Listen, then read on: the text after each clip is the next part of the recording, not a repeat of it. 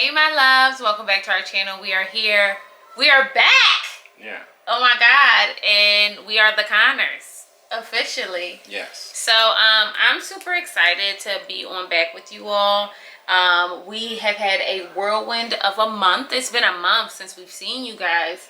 And since then, Ready to Love has ended. Renisha and Joelle decided not to be together. And which is a bombshell.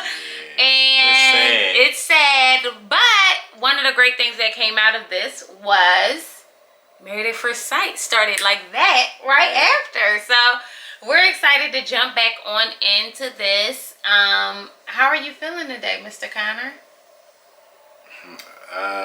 Just a mess. Joe has had a week, guys. Well, we have had a week collectively, so it's been, you know. It's been like maybe one of the worst weeks of my life. But I'm excited to be here. How about that? We're excited to talk about something. It's been terrible. It's been a terrible week. Like, it has been a terrible week. We're here. I'm sorry, honey. Yeah. So we are back, and we're talking all things Married at First Sight, and we have 5 new couples, guys. And I figured we just go through, talk about the first 2 episodes, couple by couple. Yeah. Right? So, I guess where we'll start is, so Joe and I have a theory, okay? The theory is that there are couples or people that they listen to and give them exactly what they want. Yes. And then you get like the Amani and Woody's. Yeah. Right? Because they listen to them. But then there are couples who I believe are unmatchables. Yeah. They just take 2 unmatchables who was like kind of on a spectrum. Yeah. You know, maybe they could go, maybe they couldn't. And they put them together and they don't ask either one of them what they really want, nor do they listen. I think they do. I think everybody goes through the same process of figuring out, you know, what your likes, what your dislikes are, what are the things that you prefer, what are things that they think you need. And I think when there's certain couples that they look at and they're like, okay, we're going to stay in the realm of what we think they like and what we think they will thrive in. And then I think there's other couples in which they go, let's do the complete opposite. What's this? I don't know. It's very good. But I think there's other couples where they purposely go the opposite way of what they think would be good for them as an individual going into a marriage. Like when the girls, I'm sure the girls said, the way that she's talked about it, I'm sure she said, I'd rather not have a bald guy. And they were like, let's give her a bald guy. You're talking about Merla. Merla. Yeah. Mirla? Is it Mirla? I want to say her name correctly. We won't know yet. And Gil. I don't want to start with them. That was just an example. That was an example, but I want to start with Brett and Ryan because I figured we go from cold all the way in, right? So we have seen, I don't think we see Brett and Ryan actually get all the way married at this time. We're on episode 2, which is another thing I'm kind of over Lifetime. They dragging it out. They definitely dragging it out. Big purr. Dragging it the bleep out, and I do not like it. So my biggest thing is that, first of all, what I did like is that the experts aren't announcing who is going to be in the, on the show. They just open up with, I'm getting married. And they have to sit down and tell their family what's going on. I actually kind of like that part of it. But I don't want this to be a thing where we're seeing less and less of the experts. Like, I don't know what Lifetime is doing, but it's feeling very scattered. Well, we don't know yet because we're still, you know, we're going to be at 3 episodes and we're still going to be on the wedding. So how about that? We're not even going to get to see how like who is producing this? Like, you know what I mean? Like, why is it taking so long? It's so annoying. It's so annoying. So let's talk about Brett and Ryan. Brett is 35 years old. Ryan is 33. She's the cute little redhead, and he is like the lover who is scorned. Like, he done had way too many relationships, and that is his character. The other thing we talked about is these people, especially just in reality TV, everybody is assigned a path, a character, a narrative. And you'll see it when their names pop up. It'll say, you know, Intezar, the scorned lover. Right. and then you'll see them edit every time Intezar is on camera. You'll see them edit it leaning towards whatever it is that her narrative is. That's so true. For Mirla, it was her lifestyle. She's a shopper, so every time they edited her, it was her talking about going shopping or being this high maintenance, high fashion. But in the case of Brett and Ryan, Brett is Miss Hopelessly Devoted. That's his character. No, well, Brett. Yeah. This Joe has this hard time with Brett being a girl. Brett is the girl and Ryan. Oh man, he has a hard time with that. I don't like that. I don't like that. I love her name, by the way. Love when like people give their kids androgynous names. I think it's super cool. But she's hopelessly a hopelessly devoted, a hopeless romantic, and he's like a little bit more scorned. And what I found is that I'm a little bit nervous for them for 2 reasons, and this is why we put them at the beginning, okay? Because they're giving me a little bit of pause, and that's primarily because I feel like sometimes when you have too much experience, right, that could be a bad thing. What do you think about that? What do you mean? Like, sometimes dating too many people can give you an adverse reaction. Yeah, I agree with that. And I think that he might be not benefiting, but he might be going through that. I think that like he wants so badly to be married, but he doesn't know what that actually means or entails.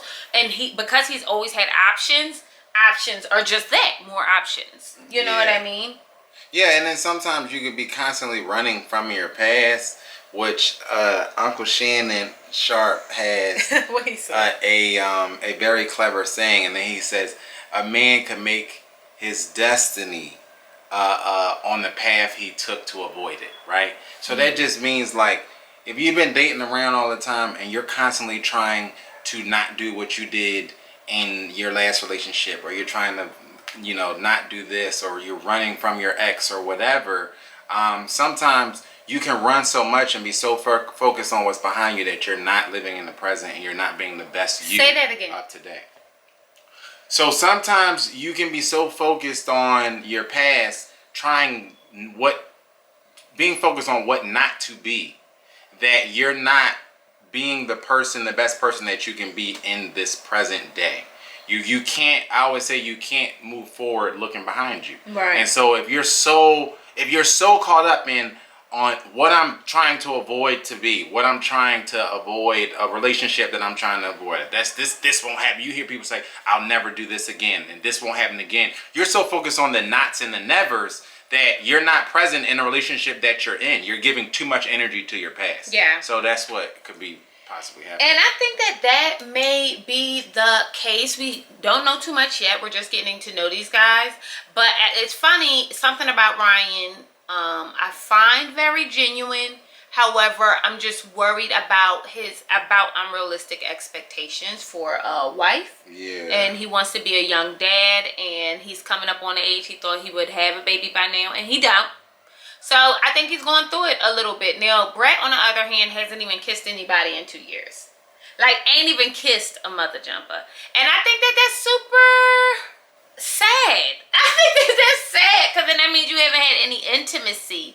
And by intimacy, I mean like hugging, hand holding, intimacy with anybody in that amount of time. So I'm really excited for them. I actually really like, Brett looked just like her mama, but her mama is like 100 years older than her. Yeah. But she looks spitting like her mom. Or she's not and just doesn't age well.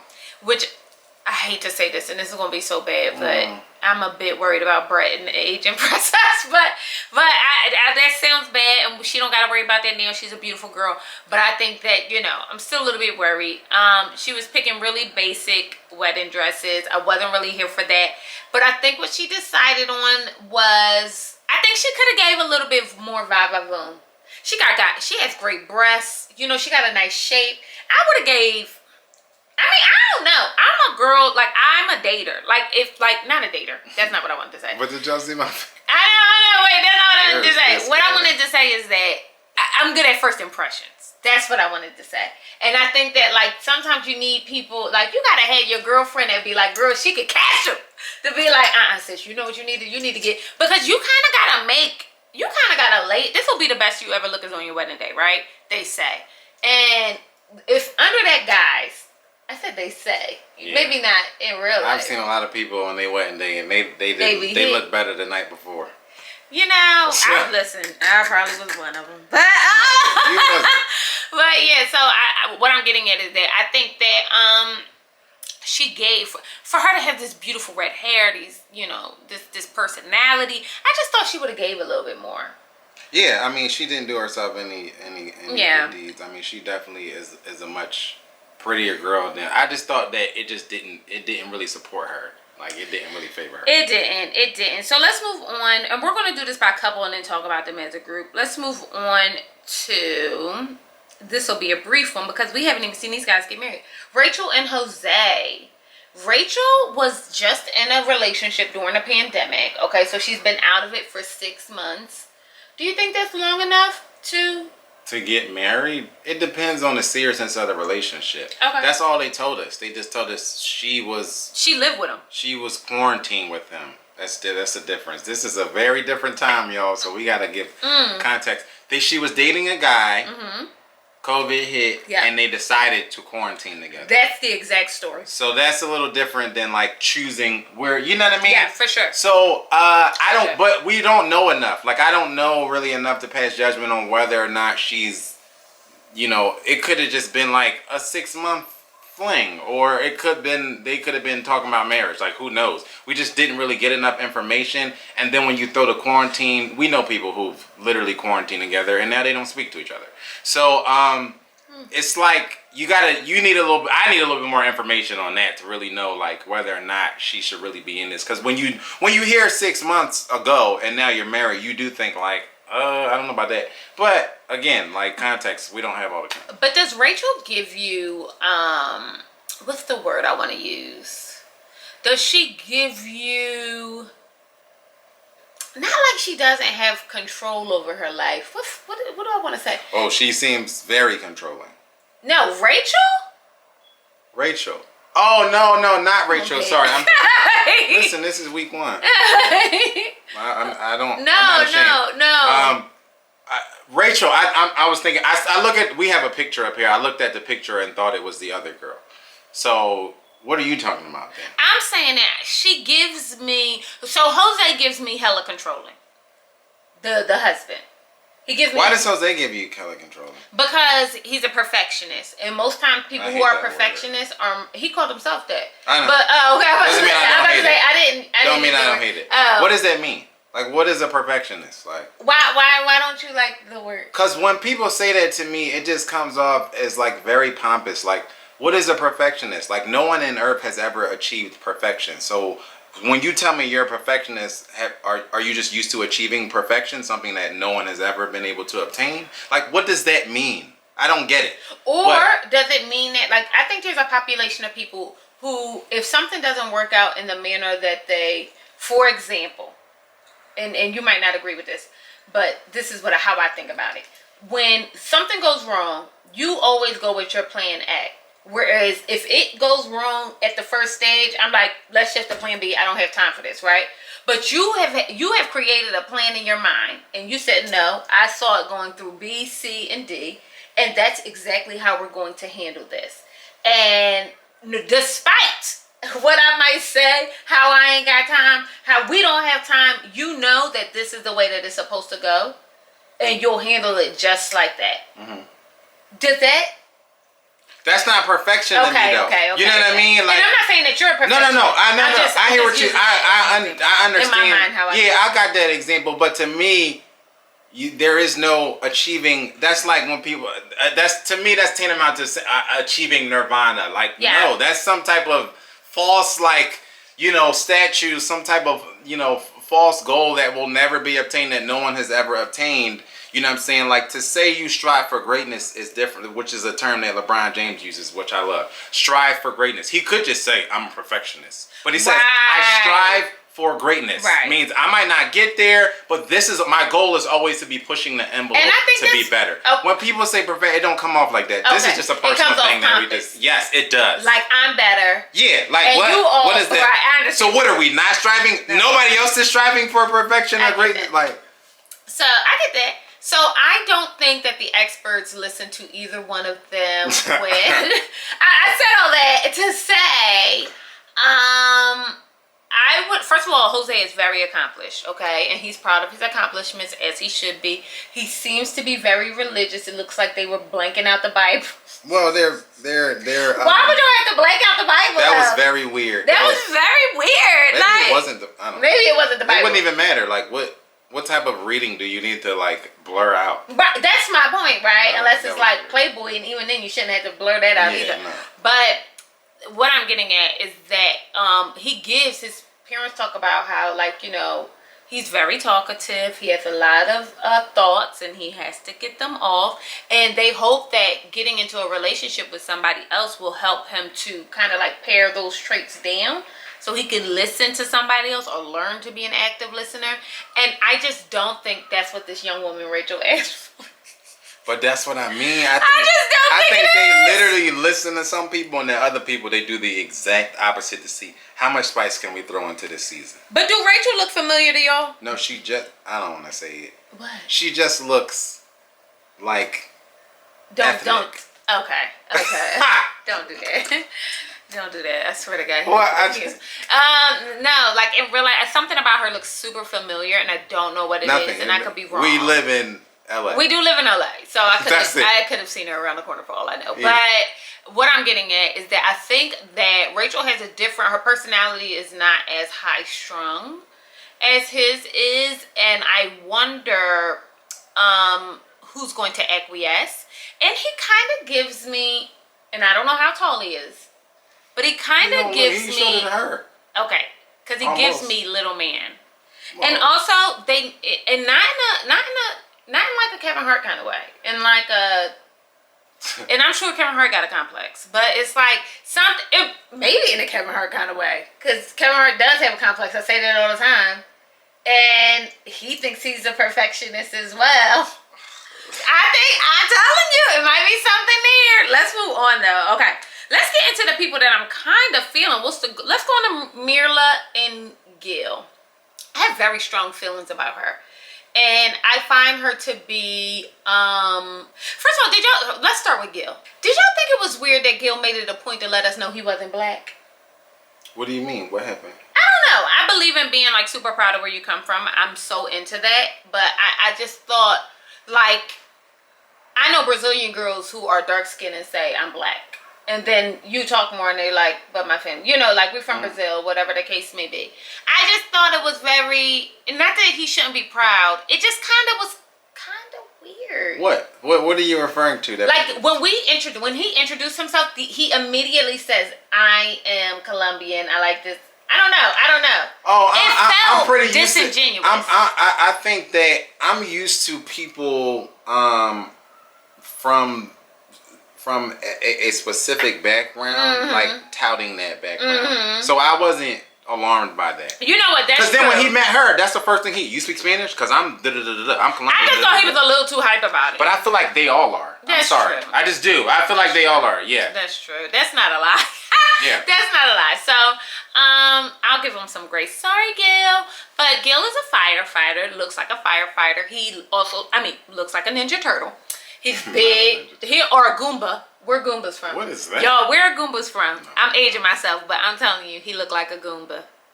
You remember? Alright, I'm about to tell you. No, Super Mario Brothers. You remember the Super Mario Brothers movie? Yeah, but the Goombas, they had the little heads and the big shoulders.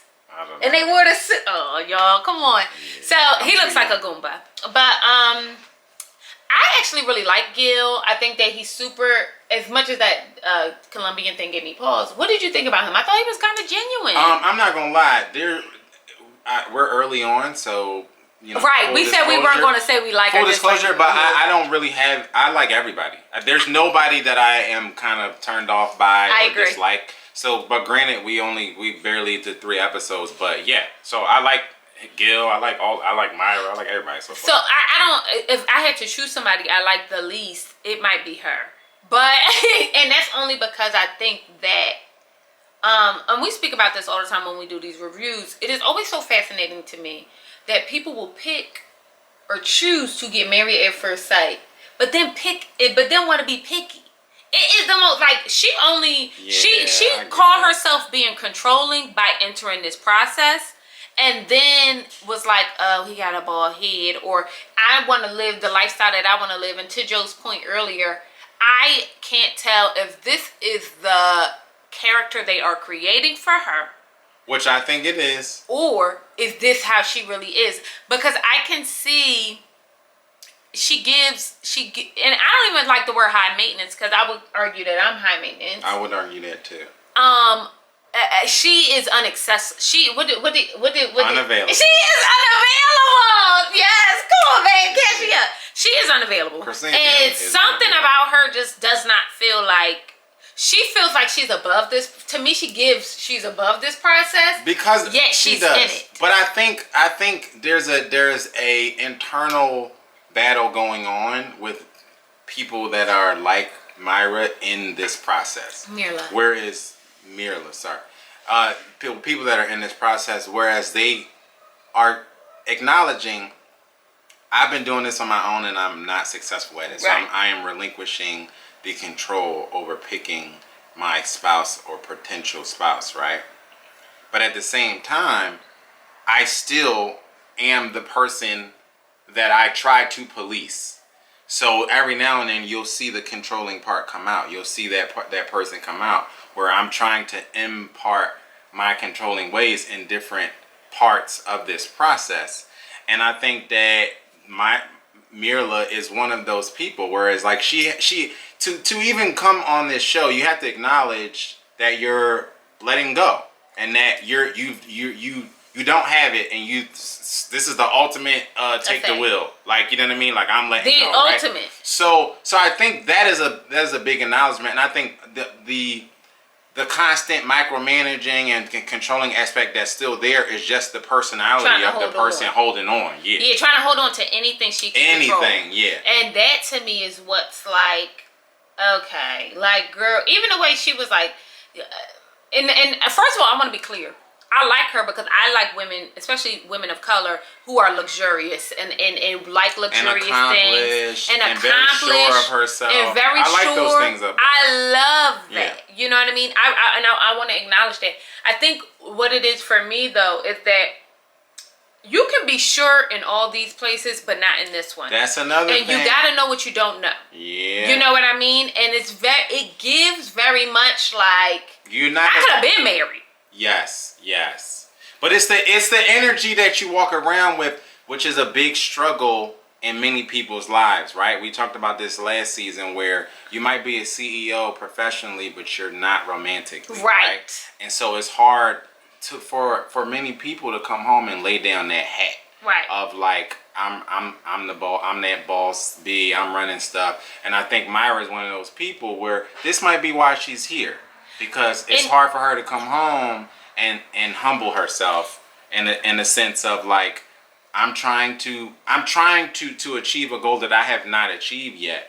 And so I can't walk in here like my resume for my professional career is going to carry on to giving me this world-class grade A husband, because here, look what I've accomplished. It's right. Those two things are not connected. And I just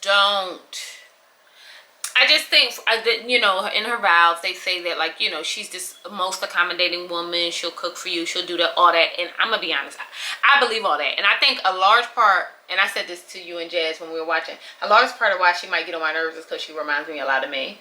I'm very matter-of-factly about things, and I love all things luxury. I get her. Like, I get her. But I get her, and I know how to catch a man. You, like, you know what I mean? And keep them. And I feel like, I think that what frustrates me about her is that she take that same energy that she got in the rest of her accomplished, successful life. It's very common, though. Oh, this is a very it's far more common than what we're talking about. Yeah. I mean, really, it's common. I agree. Yeah. And that stresses me out when I'm talking. But I say the same thing when I'm talking to anybody. Like, I'm like, you gotta know what you don't know, sis, and this is what you're not good at. Like, you know what I mean? Or you have these expectations that are just mad unrealistic. And it's like for you to even, you know, I know that I really do believe they're painting a character of her. Like, I really believe that. But even the constant mention of luxury things and needing to have those and everything like that, I just really am of the belief, if that's what you're going for, this is really not for you. Because it's for not, me, I like to have those things. That's my point.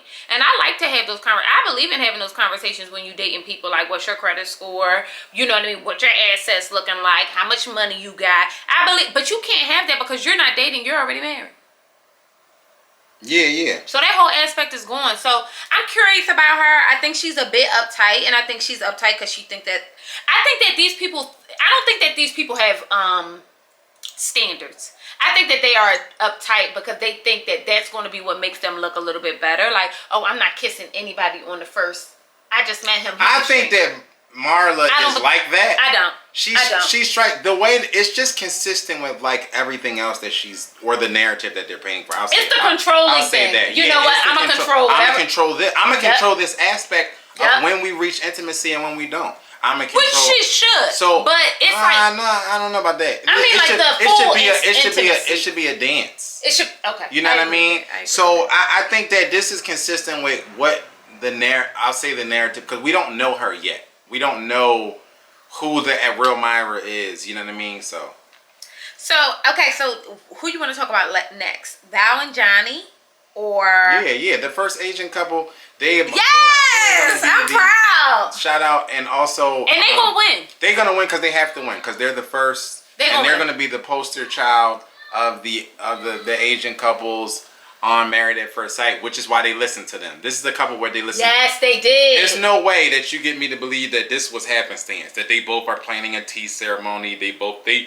That she just knew she was, you know, getting that they knew each other. Come on, like I think that there's just they said we have to make this couple work, and so we're gonna do everything. We're gonna listen to them. Yes. We're going to pay attention. We're going to add in our expertise. And I think they're going to be just fine because they got to be the poster child for all the Asian couples on Married at First Sight. So talking about my favorite person on the show right now, it is it is Johnny. It is Johnny.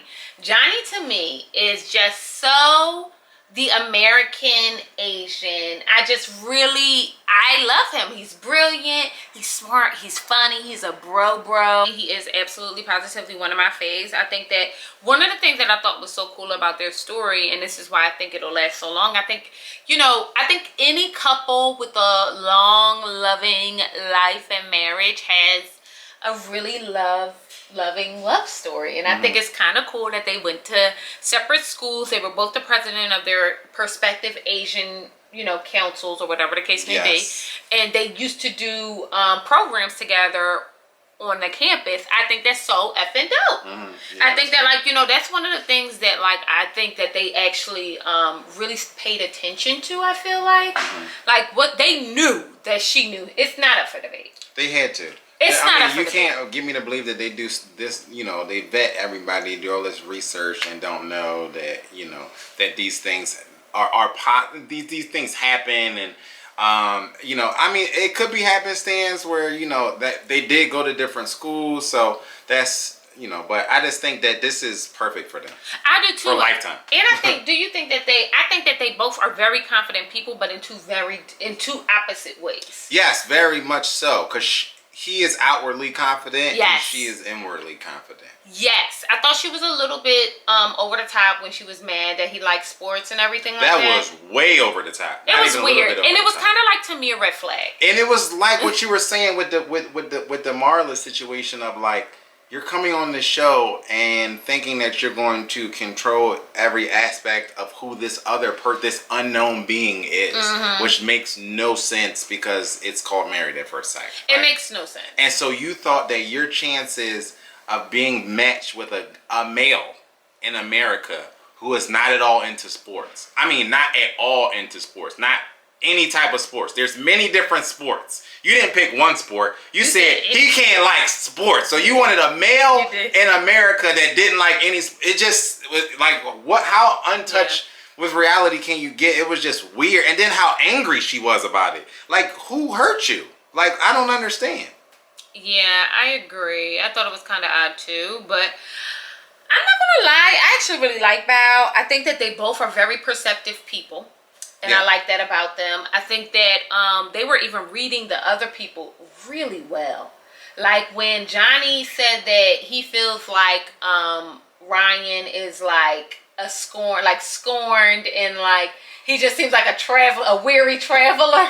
There's always one every season who is very watchful. Yes. And Johnny's gonna be this. Last season it was Was that last season? Yeah, who was? There's one every season. There's one every season. The season previous to that was the guy who was with the crazy girl, the lion girl in New Orleans. Yes. Him. He was super. He could like read people, and I think that I actually really think that's pretty cool. I like it. It makes you wonder why they haven't been perceptive in love.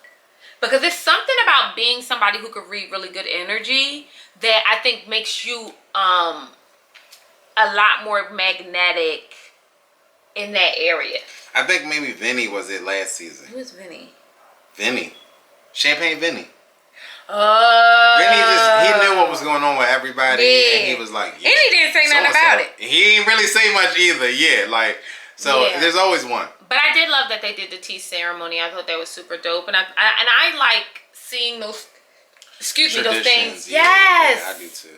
I love that, and I hope that they keep introducing that stuff because there is a population of all types of people in America, Indians, you know what I mean, Arabs, whatever the case may be, that need love like this too. And it would be cool to see them branch out into different cultures. Like I would love to see an Indian culture, Indian couple. Sorry, for sure. Yeah, like or an African couple, like African. Right. To see how like their families would feel about that, everything. Yeah, because you know what? Because they had to pair the first Asians with another Asian, right? They had to. But I would, and they probably gonna do it just for the spice and the sauce and the drama. I would be interested in seeing what it looked like if they paired an Asian person with a non-Asian person. Joe want all the drama, child. That's what it is. I mean, that's what y'all want anyway, Lifetime. So y'all might as well do it because if you're close with an Asian person, you know that culturally that's not really accepted. Like you know what I mean. And so I had a friend who was in a relationship with a black man. She was an Asian woman, and her parents told her, "Don't bring that Negro home. Like we will disown you." And it can go down like that, or it can. It's very common. It could be like Zach and his wife. Right. You know what I mean? And they thrive, and everybody loves each other. So I mean, but I think that's with any culture. No. Specific. Some are very. A lot of that is very specific to the Asian culture. Some cultures do have that, but it's level. I'm saying it's levels to it. As far as like we will disown you, like there's levels to it. Okay. Let's get into Michaela and Zach, finally. So, Michaela is 30, Zach is 27. Michaela's father was taken from her by a drunk driver, which is so horrible. And Zach comes from a loving family, you really can tell. And with two other brothers, both of which are in long-term relationships. And being married is something that he's always wanted. Mm-hmm. There is something very innocent about Zach that makes me nervous. What's the word? Is innocent the word, or is it like I would green? I would say innocent. Maybe green is it too. Okay. It doesn't make me nervous though. It makes me happy for him, excited for him. Okay. But I understand the nervousness that may go with that, because sometimes, especially going into a marriage, something so serious, it could be a hot and cold. There could be a little bit of a shock to the system that warrants you being nervous about it. So I do get that. But at the same time, I think I'm just, he was crying and didn't even know this woman. Let me tell you something. And so it made me feel like I'm happy for this person that I don't even know.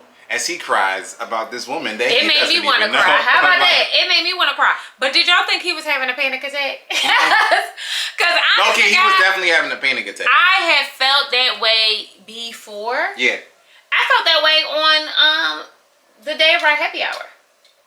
Oh. I could have like. People don't know what we're talking about though. So we had a Oh, sorry. the weekend of our wedding weekend, which was an amazing weekend, which we will definitely share with you guys. We got some video, we got some pictures that we will share with you guys. We'll divulge and we'll talk more about it because it was very epic. It was. We just crunched on time, so we can't really go into it today.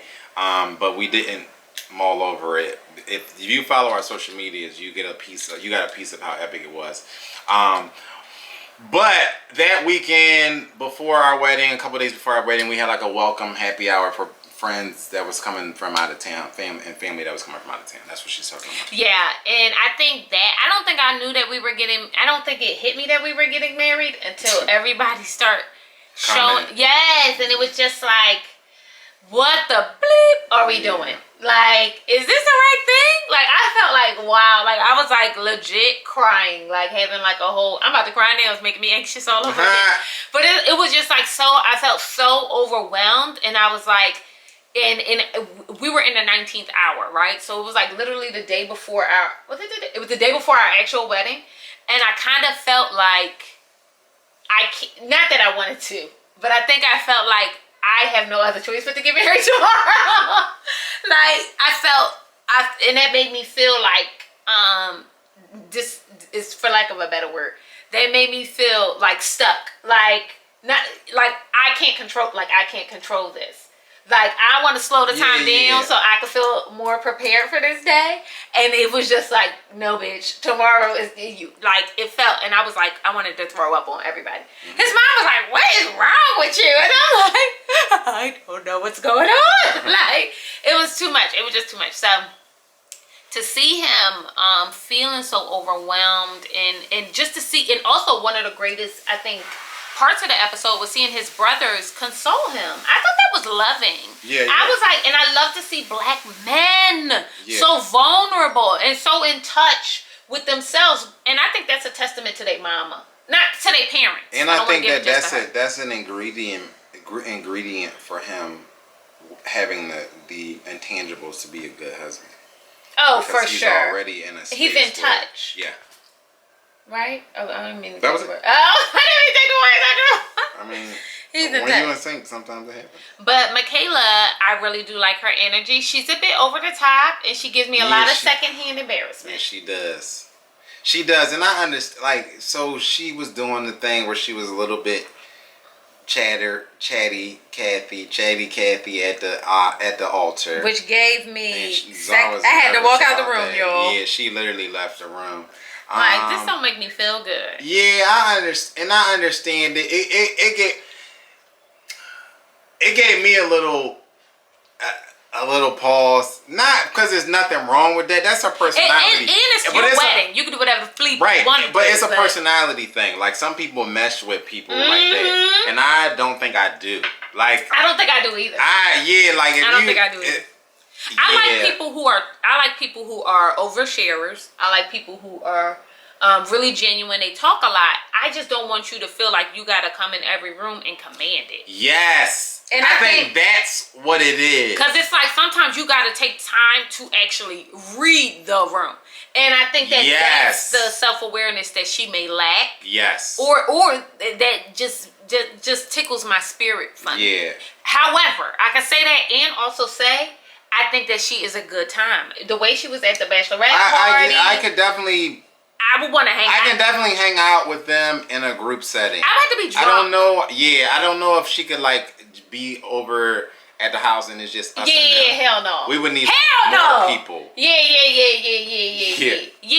But I do like her. And I like her for him. Do like her. I do worry that she's going to run all over him. Like, oh, yes. I worry about that, you know, the speed runner or whatever, like, just go all over him. I mean, the way she was looking through his soul, y'all, and it was to the point, like, that made me when they got to the altar, they were looking at each other, and she was looking at him like like they were in love. Like they were like this And was I a love regular that. wedding day. Yeah. It was cool, but It was great it was chemistry. also a little scary because I'm like, But even a what's happening? Zachary, you want a Zachary Jr.?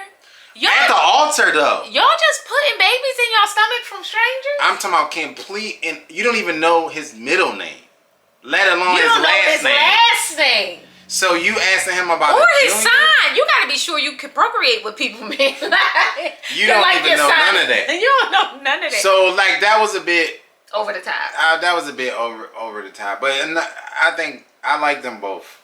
I like them both. And I think of them all, I'm kind of excited to see them grow, especially because I think he's going to grow. Right, not that he comes off like a little boy right now to me, but he seems so demure and shy.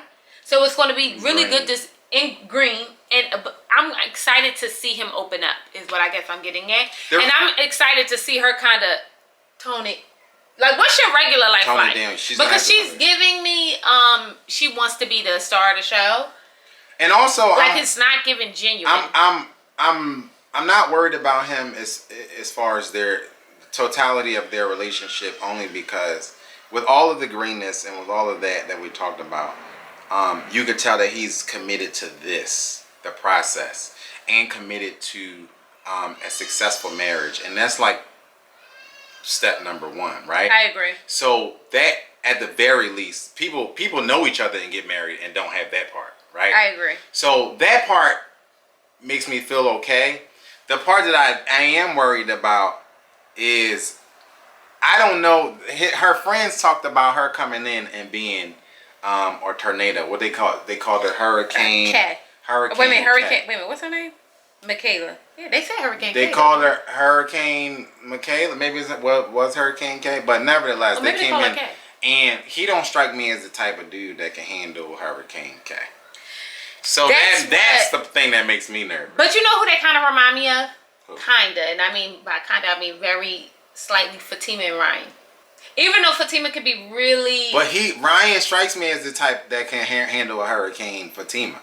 Because they have a yin and a yang that is in a different way. Just so the people out there know, if you don't know my sister or my brother-in-law, Ryan is a very, very quiet man. I think he said 8 words to me the entire week, and we spent an entire week together. He probably said 8 words to me the entire week we were together.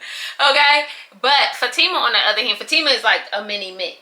You know what I mean? Like, she's funny, she's charismatic. But the difference is here, with this example, right? Obviously we don't know. Michaela. You keep zeroing out their names, and I need their name. Yeah, sorry. We don't know Michaela and Zach yet. Yeah. The difference is with Fatima and Ryan, right? Like they're a perfect yin and yang, right? Yeah. Whereas like if Fatima is Hurricane Fatima, Ryan is going to be conservative Ryan. Yeah. So there's a yin and a yang, right? Like we have our biggest arguments because if Zar is Hurricane Zar, Joe is Hurricane Joe.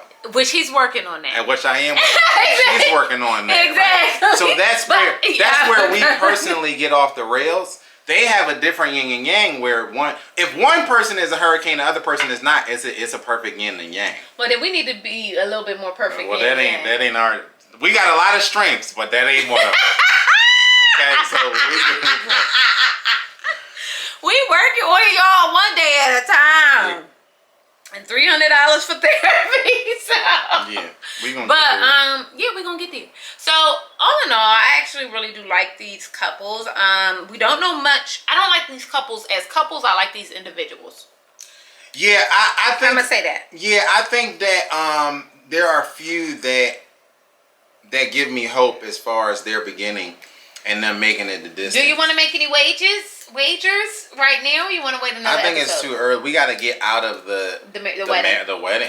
We're gonna be in weddings. I don't understand. For 6 3 episodes, bro. What are y'all doing? Can we get them home? Like, come on. God damn. How long is this season gonna be? They gonna drag it out. It's so annoying. So everybody's gonna COVID us to death. I'm tired. Exactly. I'm tired. But We got places to go. Happy birthday, Eric. This one is dedicated to you, brother. Happy birthday to the Briscoe. Yes, our brother Eric's birthday is today. Is it today? It's today. Oh, it's today! It's today! It's today. That's right. I wanted to make sure it wasn't this weekend. So, happy birthday, brother. This one is for you. I hope you guys really enjoyed this review. It was super high level. Why? Because they didn't give us no meat and potatoes yet. And this is, you know, I think this is a better. We're trying to be group. objective. This is a better group than last season. Yeah, and we want to So give them the space that they need to grow and flourish before we really start getting down to the nitty gritties of it all. So, bust down, subscribe to this channel. We're going to make sure Joe has been editing our honeymoon vlog. And hopefully we get some wedding footage soon. Yeah, we'll be up. We'll probably have it this week. We'll drop some footage from the wedding and get you guys excited. From the honeymoon. From the honeymoon. We don't have that yet. But the wedding was crazy. So so bust down, subscribe to this channel. I hope you guys like this. We missed you guys. Yeah. And we'll see you later.